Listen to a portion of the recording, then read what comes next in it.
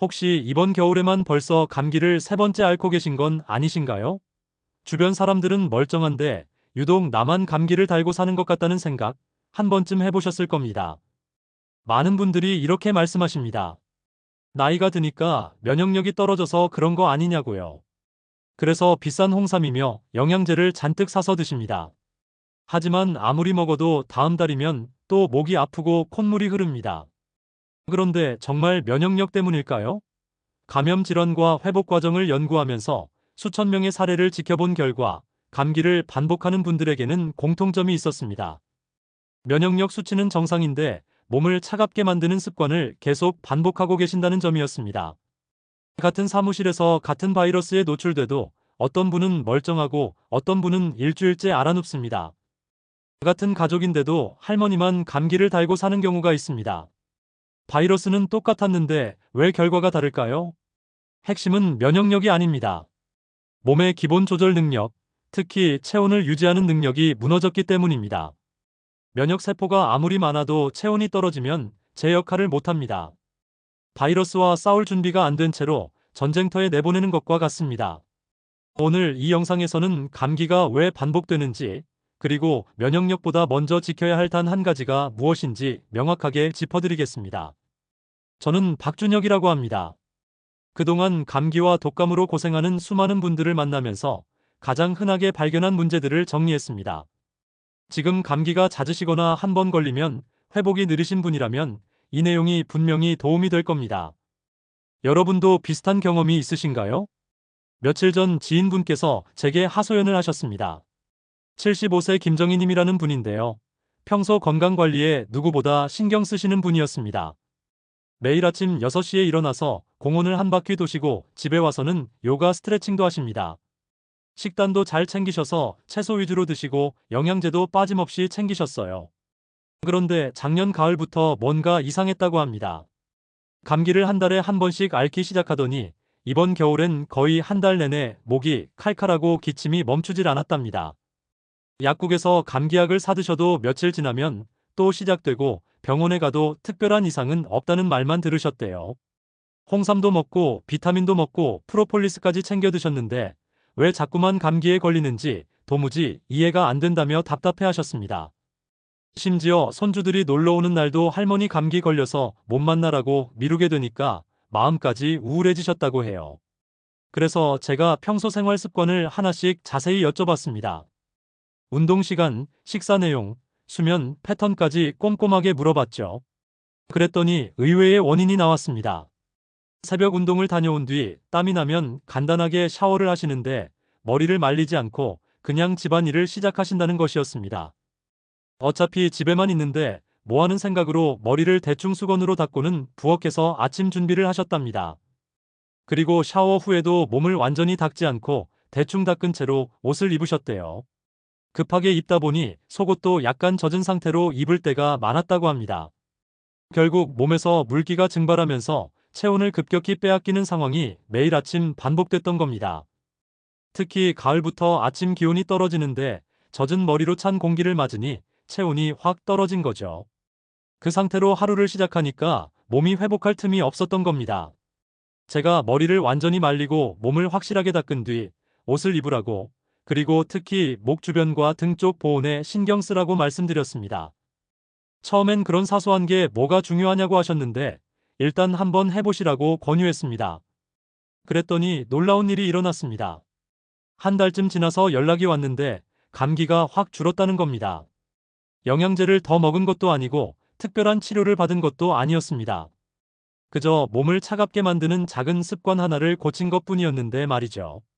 지금은 손주들도 자주 만나시고 이번 겨울을 훨씬 활기차게 보내고 계신다고 합니다. 반면 같은 경로당에 다니시는 72세 윤미자님은 겨울 내내 감기 한 번 안 걸리셨다고 합니다.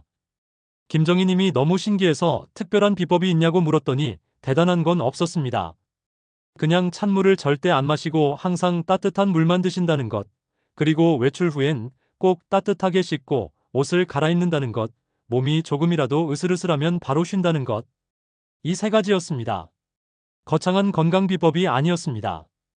여러분, 이 두 분의 이야기에서 보셨듯이 감기는 절대 운이 나빠서 걸리는 병이 아닙니다. 일상 속에서 무심코 반복하는 작은 습관들이 여러분의 회복 능력을 조금씩 갉아먹고 있는 겁니다. 그 습관만 바꿔도 올겨울을 훨씬 건강하게 보낼 수 있습니다. 오늘 이 영상을 끝까지 보시면 여러분이 모르고 있던 어떤 습관이 감기를 부르고 있는지 정확히 알게 되실 겁니다. 그리고 그 습관을 어떻게 바꿔야 하는지 구체적인 방법까지 하나하나 알려드릴 테니까 절대 중간에 나가지 마시고 끝까지 들어주세요. 마지막에 나올 단 하나의 실천법이 여러분의 이번 겨울을 완전히 바꿀 수 있습니다. 혹시 아직 구독과 좋아요를 누르지 않으셨다면 지금 바로 눌러주세요. 이 채널은 여러분의 건강한 노년을 진심으로 응원합니다. 이런 중요한 정보를 더 많은 분들이 알 수 있도록 구독과 좋아요로 힘을 보태주세요. 끝까지 보시면 왜 지금 당장 여러분의 작은 습관을 바꿔야 하는지 분명하게 깨닫게 되실 겁니다. 그럼 이제부터 감기를 반복하게 만드는 진짜 원인들을 하나씩 파헤쳐 보겠습니다. 여러분 생활 속에 숨어 있는 감기의 원인을 함께 찾아봅시다.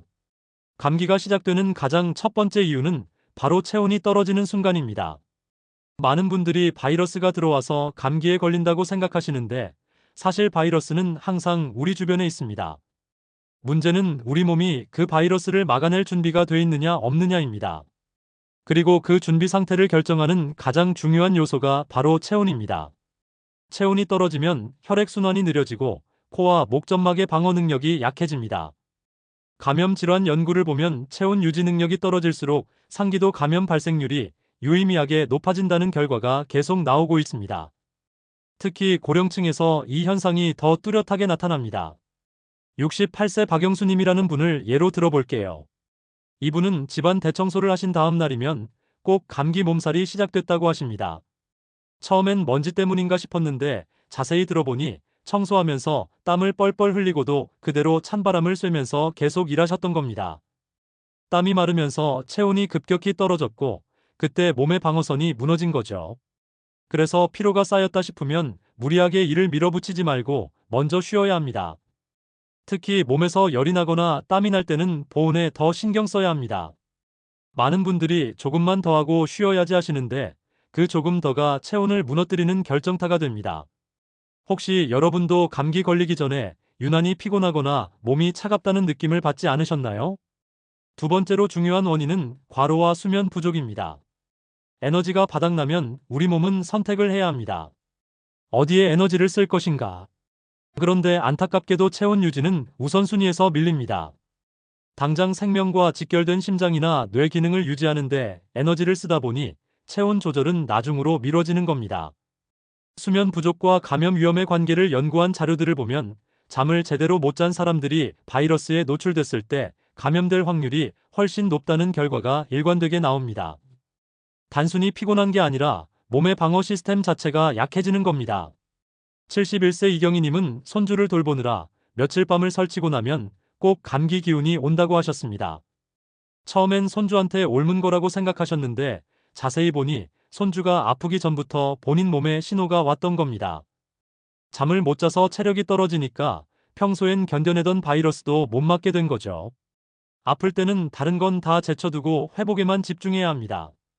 조금만 더 버티면 되겠지 하는 생각이 가장 위험합니다. 몸은 이미 한계에 도달했는데 의지로 버티면 회복은 더 오래 걸리고 증상은 더 심해집니다. 최근에 잠이 부족하지 않으셨나요? 만약 그렇다면 오늘부터라도 수면 시간을 확보하시는 게 어떤 영양제보다 중요합니다. 세 번째는 젖은 머리와 젖은 옷입니다. 이건 정말 많은 분들이 대수롭지 않게 여기시는 부분인데 실제로는 엄청나게 중요합니다. 물이 증발하면서 열을 빼앗아가는 속도는 여러분이 생각하는 것보다 훨씬 빠릅니다. 머리카락에 물기가 남아있는 상태로 선풍기 바람을 쐬거나 찬 공기에 노출되면 두피와 목 뒤쪽의 체온이 급격히 떨어집니다. 그러면 자율신경계가 혼란을 일으키고 혈관이 수축하면서 전신의 혈액순환이 나빠집니다. 이 상태에서 바이러스가 침투하면 방어할 여력이 없습니다. 65세 최민호님은 새벽 운동 후 샤워를 하고 머리를 대충 닦은 채로 출근 준비를 하셨다고 합니다. 시간이 없으니까 드라이는 나중에 하겠다고 생각하셨대요. 그런데 머리를 완전히 말리지 않은 채로 지하철을 타고 에어컨 바람을 맞으면 머리카락이 마르면서 체온을 계속 빼앗아갑니다. 그 상태로 하루를 보내면 저녁쯤엔 이미 목이 칼칼하고 몸이 으슬으슬합니다. 머리와 옷은 반드시 즉시 말려야 합니다. 귀찮더라도 드라이기로 완전히 말리고 젖은 옷은 바로 갈아입으세요. 특히 바람 맞는 상태에서 젖은 머리나 옷을 그대로 두면 체온 손실이 배로 빨라집니다. 혹시 샤워 후에 머리를 대충 닦고 바로 외출하시진 않나요? 네 번째는 찬 음료와 찬 음식입니다. 많은 분들이 속이 시원해서 찬물을 드시는데 그 순간 콧점막의 혈관이 수축합니다. 혈관이 수축하면 점막으로 가는 혈액량이 줄어들고 점막의 온도가 떨어집니다. 비강 연구 자료를 보면 비강 혈류가 감소하면 들어오는 공기를 데우는 기능이 떨어진다는 결과가 나옵니다. 원래 코는 찬 공기를 데워서 목과 기관지로 보내는 역할을 하는데 찬 음식을 먹으면 이 기능이 약해지는 겁니다. 그러면 찬 공기가 그대로 목과 기관지로 내려가서 호흡기 전체가 차가워집니다. 70세 정수진님은 사계절 내내 냉수를 드셨다고 합니다. 냉장고에 항상 차가운 보리차를 준비해 두시고 목이 마르면 벌컥벌컥 드셨대요. 여름엔 괜찮다고 생각하셨는데 환절기만 되면 감기를 달고 사셨습니다. 물 온도를 미지근하게 바꾼 것만으로도 감기 횟수가 눈에 띄게 줄었다고 하십니다. 물은 가능하면 따뜻하게 드세요. 차가운 음료는 특별한 날에만 조금씩 드시고 평소엔 미지근한 물이나 따뜻한 차를 기본으로 하시는 게 좋습니다. 습관처럼 마시는 냉음료가 여러분의 호흡기를 조금씩 약하게 만들고 있을 수 있습니다. 하루에 찬 음료를 얼마나 드시는지 한번 세어보세요. 다섯 번째는 입으로 숨을 쉬는 습관입니다. 이게 왜 중요하냐면 코와 입은 공기를 처리하는 방식이 완전히 다르기 때문입니다.